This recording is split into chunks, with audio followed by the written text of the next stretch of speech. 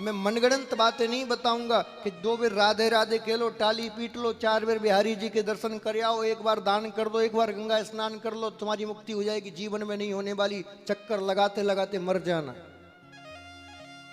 खूब टाली पीटते पीटते मर जाना। कोई मुक्ति का सिद्धांत ही नहीं है। हाँ, थोड़ा टाइम पास जरूर हो जाएगा। मुक्ति का एक ही सिद्धांत है। मुक्ति का अर्थ क्या होता है? मोक्ष होता क्या है? मरने के बाद मोक्ष होता है क्या? बोलिए। अच्छा, यदि मरने के बाद किसी का हो भी रहा है तो हमें कैसे पता कि मोक्ष हो रहा है? क्या वो जो मर गया, मुझे बताओ, एक भी आदमी मरने के बाद कहने आया है? बोलो बोलो। देखो, हमारे वृंदावन में तो नहीं आता, क्या पता तुम्हारे वहां आता हो। आता है क्या? नहीं आया। फिर तुमने उसके नाम क्या लिख कैसे दिया? स्वर्गवासी। तुमको कैसे पता कि वो स्वर्ग में गया कि नरक में गया कि वैकुंठ में गया कि वो शिवलोक में गया? कैसे पता तुम्हें? बताओ ना मुझे। बोले सब लिख रहे तो हमने भी लिख दिया। मान लिया। हम मानव है ना, तुम उच्च कोटि का मानते हैं, है ना? क्या मुझे बताइए, स्वर्ग उच्च कोटि का स्थान है? कहो ना।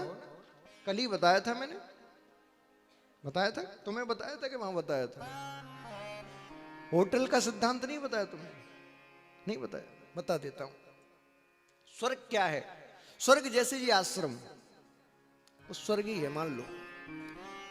आप अब आश्रम में आए, आपने पैसे जमा किए, 7 दिन की बुकिंग की। अच्छा, जैसे ही आपने पैसे जमा किए, उसके बाद सारे आश्रम वाले आपकी बात मानते हैं कि नहीं मानते हैं? आपके लिए सारी व्यवस्था करेंगे। तुरंत यदि कमरे में कोई गड़बड़ होगी तो साफ करने वाले आ जाएंगे, पानी चाहिए तो पानी, बिजली चाहिए तो बिजली, सारी व्यवस्था करेंगे। कब तक करेंगे मुझे बताओ? अच्छा, मान लो 7 दिन के बाद तुम 2-4 दिन और रहना चाहते हो, लेकिन तुम्हारे पैसे खत्म हो गए, तो करेंगे?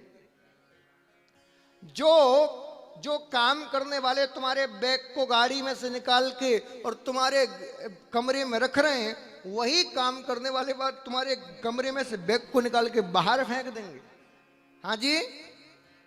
जब तक तुम्हारे जिम में धन है तब तक ही तुम्हारी सेवा करेंगे, तुम्हें वीवीआईपी सुविधाएं देंगे।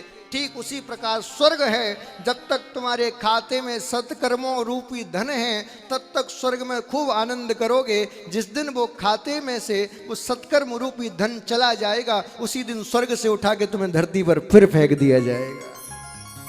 अब बताओ किस किस को जाना है स्वर्ग में? ये हाथ ना दिखाई दे रहे हैं मुझे। जाना है तो बेटा बेटी से कह के जाना, मरने के बाद मत लिखवाना स्वर्गवासी। अब महाराज स्वर्गवासी तो कैंसिल हो गया, अब लिखवाएं क्या ये बताओ? हैं वैकुंठवासी। हलवा समझ रखा है वैकुंठ इन्होंने। गैस चालू करो, 2 बार ऐसे करके बन गया। पहले मुक्ति समझ लो क्या है, मोक्ष क्या है। बंधुओं क्षमा करिएगा, हमको पिछले कुछ दशकों में गलत ज्ञान दे दिया कि मरने के बाद मोक्ष हो जाए। ना जी ना, मोक्ष जिसका जीते जी ना हुआ उसका मरने के बाद क्या होगा? मोक्ष का सीधा सा अर्थ है मोह का क्षय। क्या है? जोर से कहिए। यदि जीते जी आपका मोह भंग ना हुआ संसार से, दुनियादारी से, तो मरने के बाद भी नहीं होगा। आपने देखा होगा, मरने के बाद भी जो जीते जी व्यक्ति अपना मोह क्षय नहीं करता, मरने के बाद भी वो प्रेत बन के आता, उसी घर में क्यों आता है फिर?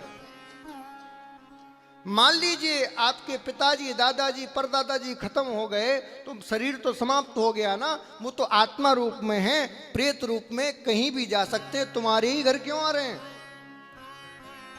तुमको ही क्यों सता रहे हैं? बोलिए ना। क्योंकि उनका मोह जुड़ा हुआ है तुमसे, तुम्हारे परिवार से, वो मोह भंग नहीं हुआ है। तो मरने के बाद उस पितर के कल्याण के लिए कथा क्यों सुनाई जाती है? क्या इस कथा को संकल्प से के उसकी मुक्ति हो जाती है? नहीं, इस कथा को इसलिए सुनाया जाता है कि जब उसके नाम का संकल्प लेके उस कथा को उसके निमित्त सुनाएंगे तो वो सूक्ष्म रूप से इस कथा में आके बैठेगा, इस ज्ञान को अपनाएगा, उस ज्ञान को अपनाने के बाद अपना मोह इस परिवार से हटा लेगा, और जैसे ही अपने परिवार से इस मोह को हटाएगा उसकी मुक्ति हो जाएगी, उसका मोक्ष हो जाएगा। समझ में आ रही है मेरी बात? मैं लॉजिक वाली बात करता हूं, क्षमा करना, मेरे पास वैसी बात नहीं होती। तो ये कथा आपको जीते जी भी मोक्ष प्रदान करा सकती है, मुक्ति कर सकती है, बस आपका मोह भंग हो जाए दुनिया से। आप कहोगे महाराज हमारी गृहस्थी को समाप्त करना चाहते हो, सबसे मुंह हटा लें? नहीं नहीं नहीं, मैंने आपको गृहस्थी से दूर जाने की नहीं कहा, मैंने मोह हटाने की कहा। दो होते हैं, एक प्रेम और एक मोह। प्रेम क्या है? जैसे मान लीजिए मेरे पास एक मोबाइल है, हैं? आपके पास तो महंगा होगा, भी तो सस्ता सा है। अब जी जब तक मेरे पास है तब तक इसको समय पर चार्ज करना, इसको जब तक मेरे पास है तब तक इसको सुरक्षित रखना, ये प्रेम है, एक कर्तव्य है।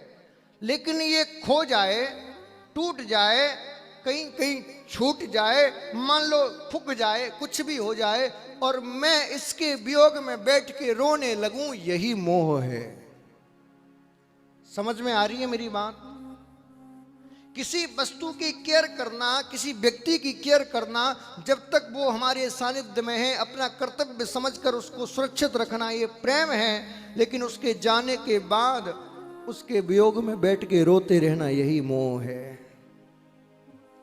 और गोस्वामी जी कहते हैं ये मोह ही तुम्हें संसार के बंधनों में बांधता है। मोह सकल व्याधिन कर मूला।